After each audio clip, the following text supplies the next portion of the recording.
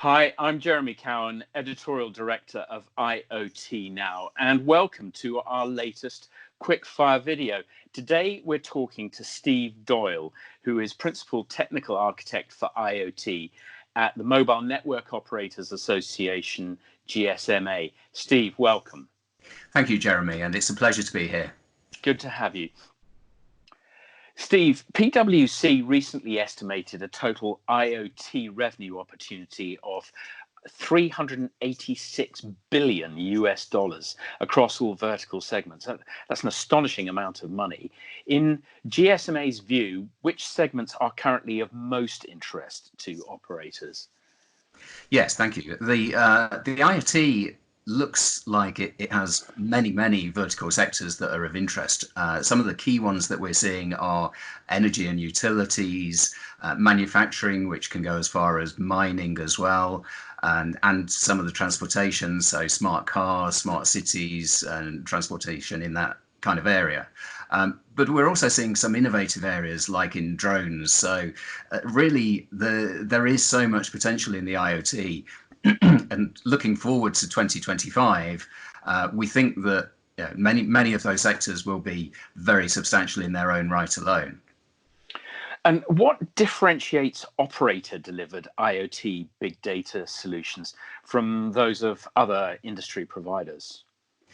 Well, of course, it starts from the fact that operators are regulated businesses and they're local within the country of operation of their customers. So they have those local contact points, they understand the operating environment, they know what to do with regulators and how to make sure that they're delivering a service that government and commerce are really interested in.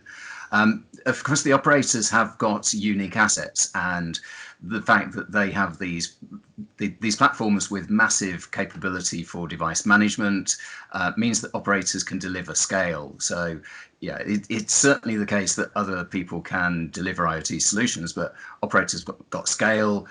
They are well used to securing their solutions, and they have the ability to mash in as well some of the network data and the data analytics that go with the IoT. So it all adds to the capability of deriving better insights from the data.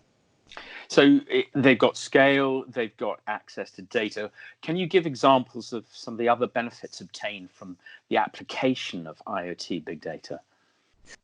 Well, one of the things, and it's a really interesting use case that's been developed in China, and it's around strawberry production in greenhouses. So one of the projects that we've been working very closely with, and it's China Mobile who are heading this, has been able to show very substantial benefits from building up that improved understanding of your data environment with the IoT. So, some of the outcomes there are you can get an earlier harvest with your strawberries. So they saw 20 days earlier than a normal greenhouse crop of strawberries. And what that does is the farmer gets their produce to market earlier and they get a premium price for it. The production as well on the strawberries doubled. So just from the fact that you've got IoT sensors monitoring what's going on allows you that substantial improvement in output.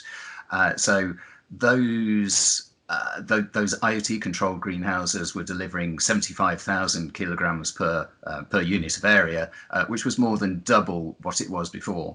Wow. And the final thing that was being done was the input. So key resources like water and fertilizer were halving whilst you're doubling the output. So this is phenomenally interesting for the future of agriculture, and we know the constraints on key physical resources. Mm. And which are the operators that you've been working closest with in IoT big data, and what have you learned from doing so? Yeah, so we've worked over many years now with operators from Telefonica, both in Spain and the UK, with China Mobile, China Unicom, KT in Korea, Far EasTone as well. And what we're seeing particularly with the IoT is that there's a way of being able to accelerate solutions and produce what applications government and commerce want. And it requires really a focus from those operators on the analytics and big data areas of delivering solutions. So Telefonica created a business unit called Luca, which does advanced analytics, and they've looked at areas like agriculture again, but they can apply this to traffic analytics, which can go into the planning of retail stores or transportation. And what's been done in China Mobile is to create a whole business unit for mobile IoT solutions, and they have a big data platform and they can provide these custom solutions. So really those operators who are doing most advanced work are actually focusing on creating this as a separate area of their business that can deliver those solutions. I'm going to look at data and strawberries with renewed interest, Steve. Thank you very much for your time. Thank you, Jeremy. It's been a pleasure. Great to have you. And ladies and gentlemen, thank you for your time. Until the next IoT Now Quickfire video, bye for now.